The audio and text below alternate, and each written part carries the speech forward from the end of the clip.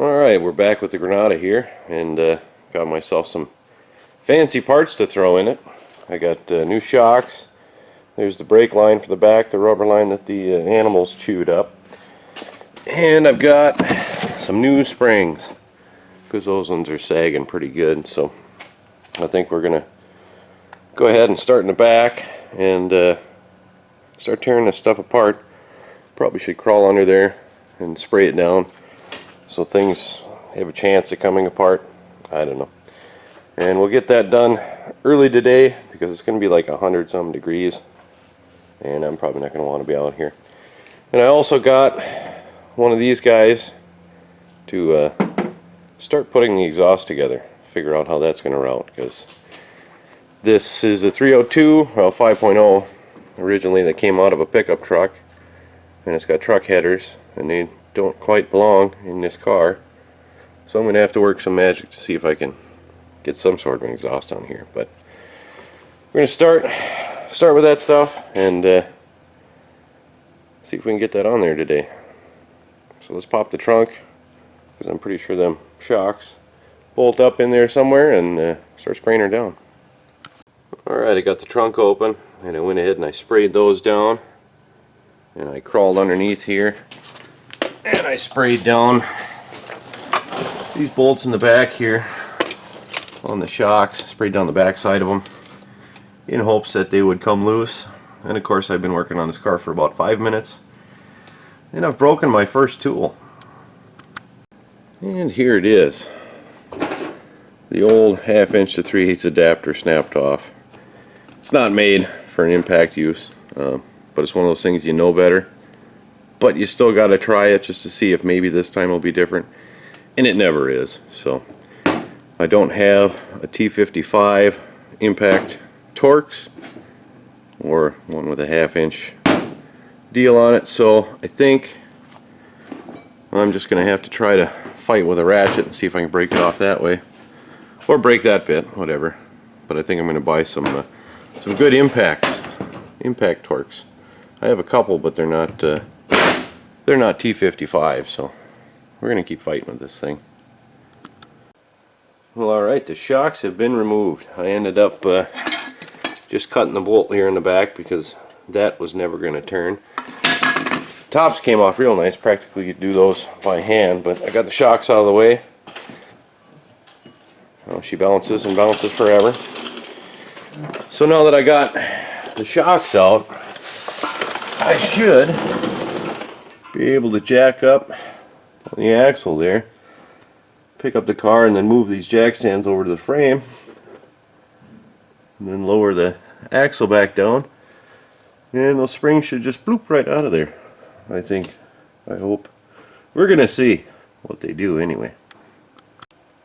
Alright, well, after much work I got one of the springs out. These are the old ones, obviously, and they're a hair taller than the new ones, but these are a variable rate spring, and they should be a little bit stiffer than the original. So that should restore my ride height, I hope. Unfortunately, I lowered the axle down and they didn't just fall out like I was hoping they would. So as you can see, I jacked that side up, and then I kind of stood on this side and just pulled the spring out, took all the tension off, and away it came. So they tell you in the book to take those lower control arms off, but on this rusty hunk of junk I wasn't about to try that. So I'm going to go ahead and throw this back in, the new one, and I'll move that jack over to this side, and we'll do the same thing over there, and should have new springs in it. Alright, new springs are in, and I'm working on getting this shock in here. Pro tip, you can tape those insulators, let's see if I can get a good shot of it, to the spring, and it'll be easier to keep them in place when you're putting the spring in. Also, pro tip, don't be like me and forget to order new insulators, otherwise you'll be stuck with the old junk ones that are falling apart like I am. But if you're anything like me, you're working on old nasty junk and it don't really matter anyway. So I'm going to go ahead and throw these shocks in, tighten them up, and then this back thing should be all done, and then I can go ahead and start fixing that brake line maybe tomorrow, because it's hotter than 7 barrels of monkey grease out here, and I don't want to be out here anymore. So we'll get this done and come back out tomorrow. Alright, I got both of the springs in and both of the shocks, and I don't know how well you're going to tell, but it looks like it's sitting lower in here to me, or it'll sit higher, I should say. When it's dropped to the ground, all the weight's on the axles, and the top of the tire is just about level with that, and before it was tucked up in there a ways, so I think that'll be good. I also went ahead and took that brake line off while I was down there, and she's pretty nasty looking.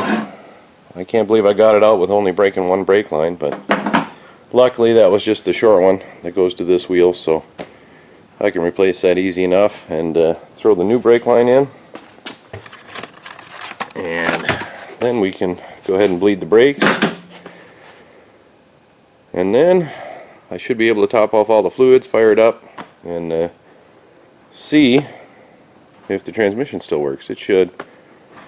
Once all that's done, maybe we can take it for a little drive. Alright, I got the brake lines all in and done. I got the rear brakes bled. I got the tires on. Got the coolant topped off. Got the power steering topped off. I got a little bit smaller battery in here so it actually fits. I think we're ready to see if we can fire it up and run it through the gears, make sure the transmission works and the rear brakes work, and we can top that off and make sure the level's good. And then after that, if everything looks alright, I think we can take her for a little spin. So let's fire it up.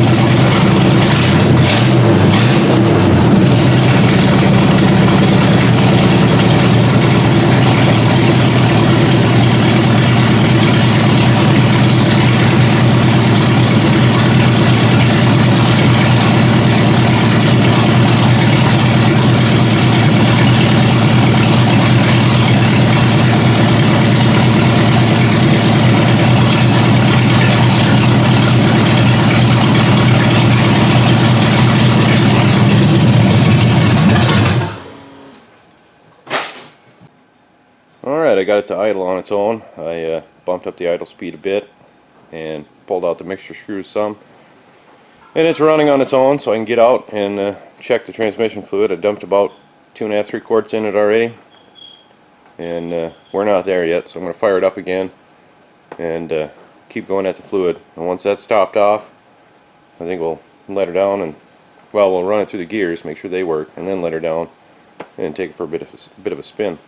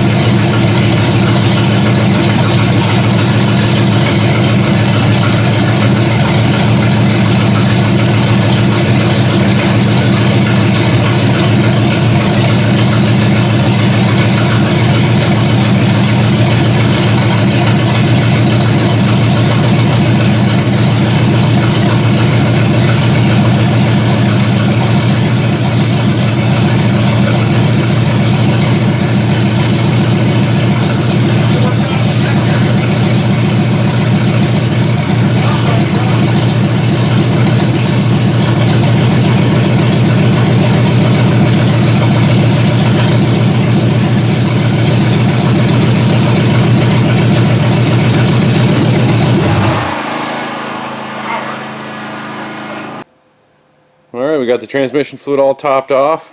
Got the tires tightened up. The brakes work. Transmission moves the wheels. So I think we're going to fire it up and take it for a little spin. You ready, co-pilot? Let's try it. Alright, I think we're going to do a Rain Man pass this first one, slow on the driveway, and then make sure it runs alright.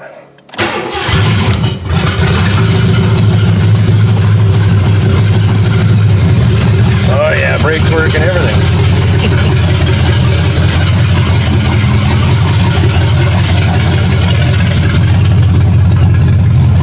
Power steering works for now. Brakes work. Alright, cameraman. Focus on driving.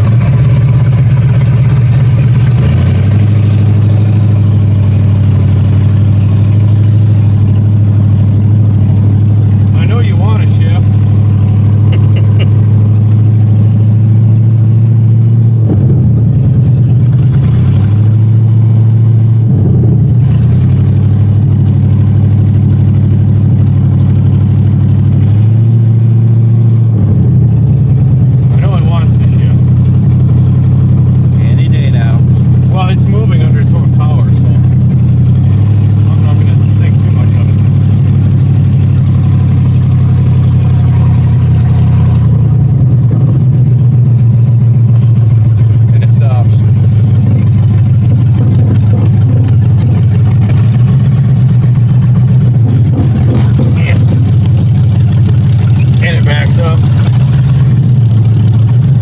Better than it used to do.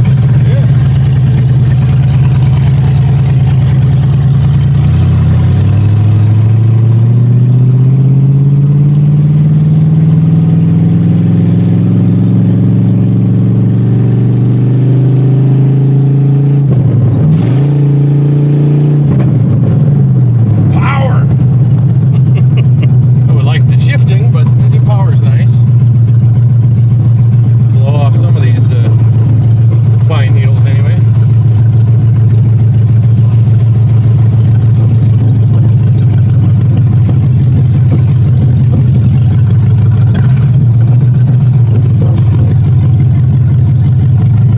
Try another one.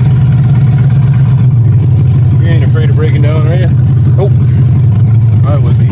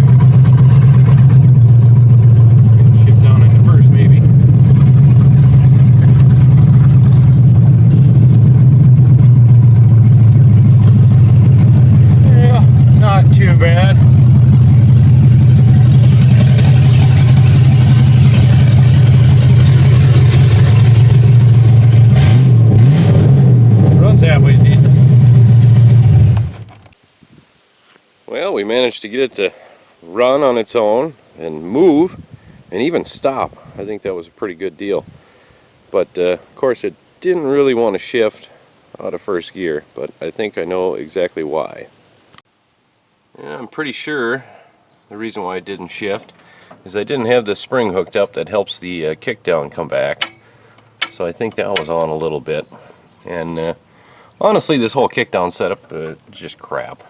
I cobbled it together out of pieces I had laying around, and it kind of hits the valve cover, and I don't think it returns all the way, so it'll probably never shift right with that. But I think I'm going to go ahead and do away with it and put in something that'll actually work, and then maybe it'll shift right. Also, I should probably try tuning on that carb a little bit. To get it to run on its own, I just let out the screws a bit. There might have been gunk in there built up, and now it's got enough fuel to run. But as that gunk hopefully goes away, it's going to start running rich, so I'll probably have to keep tuning on it. But get that done, and some sort of exhaust. I think it needs one if I want to drive it anywhere anyway. And then at some point, probably going to need tires, because these aren't looking the greatest. They're a little bit dry rotted and bald, but that's alright. At least it ran and moved and stopped.